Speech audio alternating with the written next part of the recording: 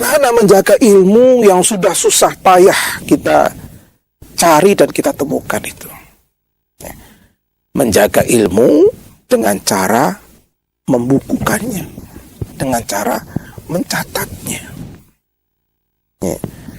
Jadi ilmu yang kita sudah serap dari berbagai ustadz, berbagai kiai, berbagai dai, berbagai mubaligh, berbagai murabbi,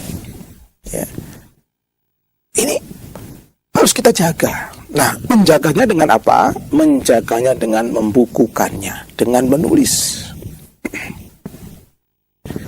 Dan ini merupakan bagian daripada tuntunan Islam. Ya, bagian daripada syariat yang dituntunkan oleh Rasul Sallallahu Alaihi Wasallam. Dalam sebuah hadis yang sahih disebutkan oleh Syekh Albani dalam kitab Silsilah Hadis As-Sahihah, Rasulullah SAW bersabda, "Qayyidul ilma bil kitab." Qayyidul ilma bil kitab. Ikatlah atau jagalah. Mengikat di sini maksudnya menjaga supaya tidak hilang, supaya tidak lepas, supaya tidak rusak, supaya tidak sirna. Qayyidul ilma, ikatlah, jagalah ilmu itu bil kitab, dengan membukukannya, dengan menulisnya. Maka hadis ini pula, para pemirsa, para kaloriku, itu sebagai isyarat, sebagai dalil, sebagai perintah dari Nabi SAW untuk membukukan Al-Quran menjadi satu mushaf, dan juga untuk membukukan hadis-hadis Nabi SAW menjadi satu kitab. Qayyidul ilma. Kenapa? Al-Quran itu sumber ilmu. Al-hadis demikian pula wahyu Allah keduanya. Maka terjadilah pembukuan Al-Quran di masa kekhilafahan Abu Bakar As-Siddiq, diteruskan di masa kekhilafahan Umar, disempurnakan di masa kekhilafahan Utsman bin Affan.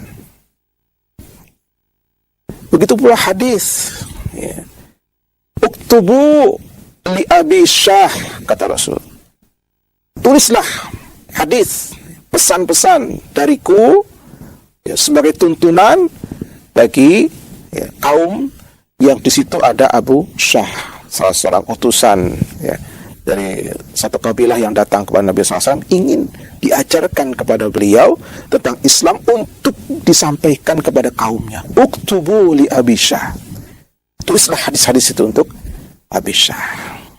Mengapa? Karena dengan menulis itu, maka ilmu itu akan menjadi terjaga secara maksimal. Karena kalau hanya disampaikan, mungkin sekarang dengar, paham, bahkan sekarang hafal, belum tentu nanti sore masih hafal. Hadis yang baru saya sampaikan ini, pemirsa, mungkin Anda dengar, Anda hafal. Tapi ketika Anda tidak mencatat, belum tentu nanti ba'da duhur, ketika ada ditanya tadi pagi acara penyejuk hati, ada hadis yang disampaikan oleh Ustadz. Apa bunyi hadisnya? Di mana hadis itu ada? Sekarang mungkin ingat, tapi nanti belum tentu. Tapi kalau Anda catat, Anda tulis, kalaupun nanti lupa, Anda bisa merujuknya, mengingat kembali. Oh, ini bunyi hadisnya.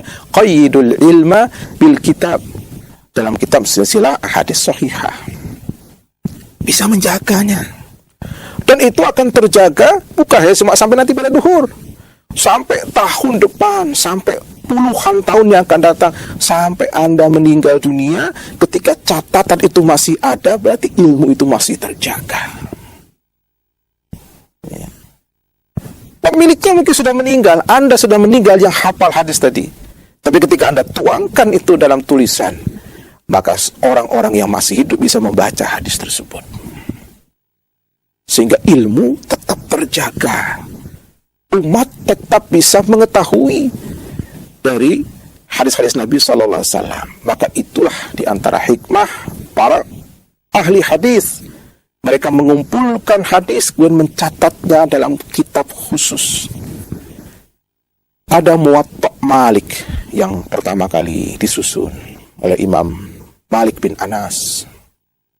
Disusul kemudian nanti ada Sahih Bukhari, ada Sahih Muslim, ada Sunan Abu Daud, Sunan Turmudzi, Sunan Nasai, Sunan Ibnu Majah, ada Musnad Ahmad, ada Sunan Darimi, ada Mu'jam At-Tabrani, ada Sunan Al-Baihaqi, ada Mu'jamul Kabir, Mu'jamul Saghir, Mu'jamul Awsat, ada Al-Musannaf Abdul Razak, ada Sahih Ibnu Huzaimah, ada Sahih Ibnu Hibban, dan sederet kitab-kitab hadis yang bukan dikarang, tetapi dikumpulkan hadisnya itu oleh mereka.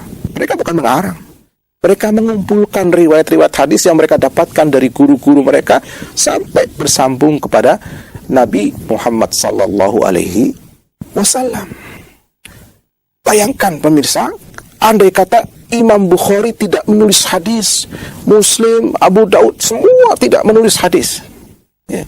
Andai kata Utsman tidak memerintahkan Al-Quran dibukukan, maka meskipun mungkin masih ada orang yang hafal Al-Quran, tapi kan terbatas. Mungkin masih ada orang yang hafal hadis, tetapi kalau sekedar orang yang hafal itu terbatas. Sementara umat ini terbentang luas di berbagai sudut-sudut bumi yang perlu mendapatkan akses ilmu Al-Quran dan hadis yang sama. Tapi ketika ada kitab ini, maka ilmu itu bisa tersampaikan melalui kitab, sekalipun mungkin tidak ada orang yang hafal. Ya. Jadi, sekalipun tidak ada orang yang hafal Al-Quran, tapi kalau mushafnya ada, Al-Quran bisa diajarkan di mana saja. Ya. Sekalipun tidak ada orang yang hafal Sahih Bukhari, tapi kalau kitab Sahih Bukhari itu ada, bisa diajarkan dimanapun. Artinya ilmu bisa terjaga dan bisa tetap tersebar dengan adanya Alkitabah, dengan ditulisnya ilmu. Maka Rasul merintahkan itu, Al-Qayyid al-ilma bil kitab, ya, ikatlah ilmu itu dengan menulisnya. Jadi para pemirsa, barakallahu fikum, budaya untuk menulis ilmu yang disampaikan dalam majelis-majelis ilmu ini perlu kita tumbuhkan.